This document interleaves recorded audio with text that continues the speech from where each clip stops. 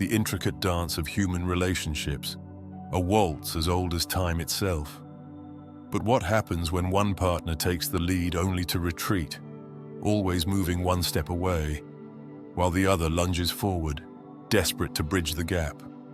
Today, we shall explore a paradox, a truth that feels counterintuitive yet vital.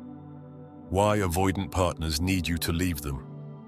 Yes, you heard that correctly. Leave them, not out of spite or frustration, but as a profound act of self-respect, an assertion of boundaries, and ultimately, as the only means of breaking a destructive cycle, the endless push and pull. Let us begin by painting a picture. Imagine two dancers. One reaches forward, arms extended, yearning for connection, while the other steps back, recoiling, guarding their space. The chaser is the anxiously attached partner, always leaning in, filling the void with questions, reassurances, and relentless effort. And the avoidant? They are the ones stepping back, terrified of closeness, of losing themselves, of vulnerability. This is no harmonious duet. It's a tug-of-war masquerading as a relationship, a dynamic where one partner's fear of abandonment collides with the other's fear of intimacy. But here's the paradox. The avoidant partner needs you to stop chasing. They need you to leave, not because they want you to, but because it's the only way to disrupt the pattern that keeps both of you trapped. Why space is the key? Avoidants are experts in emotional distancing. They've learned to survive by keeping others at arm's length, avoiding the vulnerability that true closeness demands. But this avoidance creates a dynamic where the anxious partner fills every available space, always pursuing, always closing the gap. Here's the rub.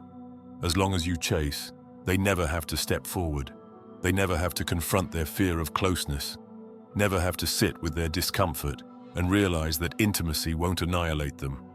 Imagine, if you will, a child with a kite. The string is always taut, the kite pulling away as the child pulls closer. Now let go of the string. What happens? The kite flails, aimless and uncertain, no longer held by the tension it once relied on. And therein lies the truth. By stepping back, you force the avoidant partner to decide whether they will drift away or choose to fly toward you of their own accord. The illusion of confidence.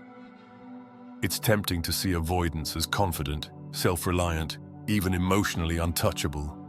They're masters of casual relationships, situationships, and fleeting encounters, aren't they? But don't mistake their avoidance for strength. It's not confidence, it's a shield, a fragile, brittle armor designed to keep pain at bay. And here's the kicker. They're not running from you. They're running from their own unresolved wounds, the traumas, the betrayals, the fears that taught them that closeness is dangerous. Your pursuit only confirms their belief that connection is overwhelming, suffocating, too much. Why leaving is an act of love. Now, my dear viewer, I ask you to consider this.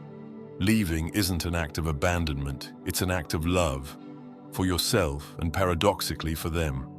By stepping back, you break the cycle.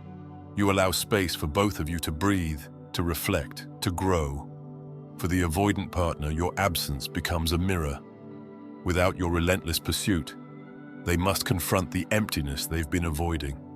They must ask themselves, what am I afraid of? Why do I keep running? And in that confrontation lies the possibility of change. For you, stepping back is a reclamation of your own worth. It's saying, I will no longer abandon myself to chase someone who cannot meet me halfway. It's a stand, not a rejection. The courage to leave. Leaving isn't easy. Oh no, it requires courage. It demands that you sit with your own fears.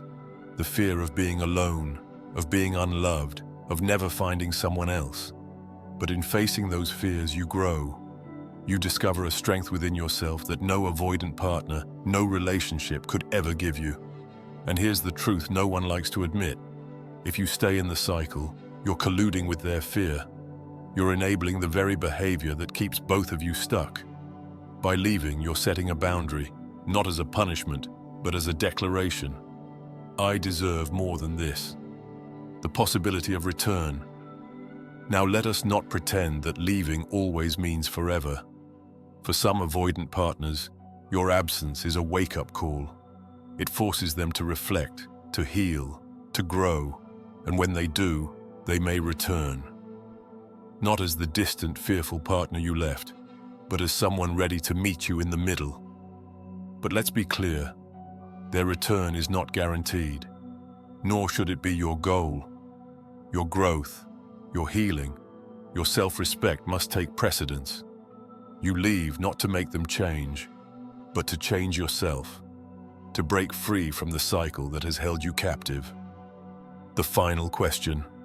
So, dear viewer, I leave you with this. Will you continue the dance, chasing someone who can only retreat? Or will you step back, honor your worth, and give both of you the space to grow? The choice is yours. But remember this, love is not a chase. It is not a game of endurance or a test of patience. Love is a meeting, a place where two people stand together, not one reaching while the other runs. Choose wisely, for in stepping back, you may just discover the love you've been chasing all along, the love within yourself. And isn't that the love that truly sets us free?